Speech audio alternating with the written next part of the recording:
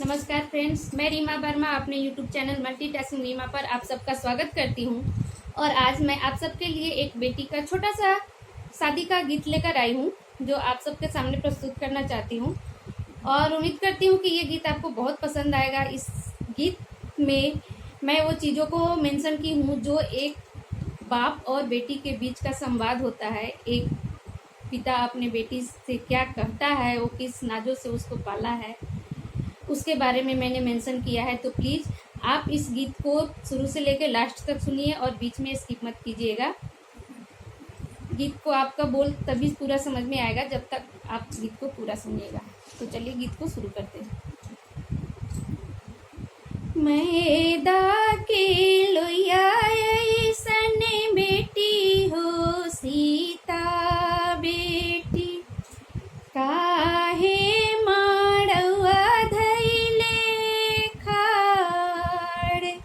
मैदा के लोया ऐसन बेटी हो सीता बेटी, काहे माड़वा धैले खाड़। कह तू त बेटी हो तंबुआ तनैती, करीती चदरिया ओहार। कह तू त बेटी हो तंबुआ तनैती, करीती चदरिया ओहार। काहे लागी पापा हो तंबुआ तनैबा, काहे लागी चदरिया ओहार।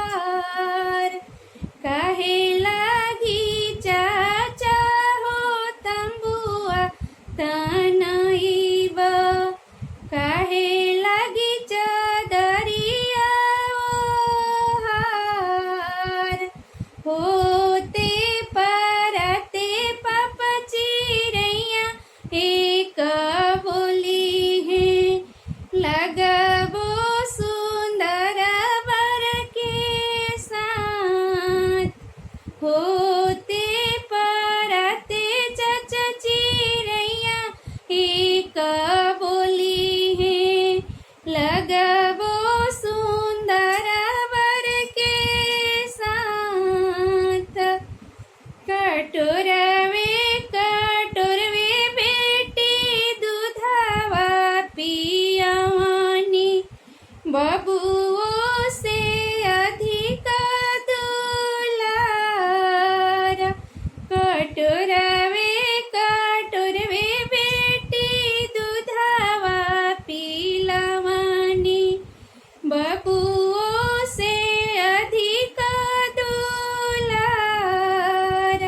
दूधवा के नेकी नहीं दिहलु हो बेटी, लगलु सुंदर बर के साथ। दूधवा के नेकी नहीं दिहलु हो बेटी, लगलु सुंदर बर के साथ। तब बेटी क्या बोल रही है? जानते तो रहला पापा धियावा पराया, काहे कैलाया तना दुलार। जानते तो रहला चाचा बेटी पराया, काहे कैलाया तना दुलार। दूधवा के नेकी दी है भैया हो आपन भैया, से हो भैया होई है तोहार। दूधवा के नेकी दी है भैया हो आपन भैया, से हो भैया होई है तोहार। Thank you. मेरे गीत को लाइक कीजिए, शेयर कीजिए और कमेंट करना ना भूलिए, और चैनल को सब्सक्राइब कीजिए और बेल आइकन को प्रेस करना नहीं भूलिए, जिससे मैं जब भी आप वीडियो अपलोड करूं तो नोटिफिकेशन आपको सबसे पहले मिले। Thank you so much.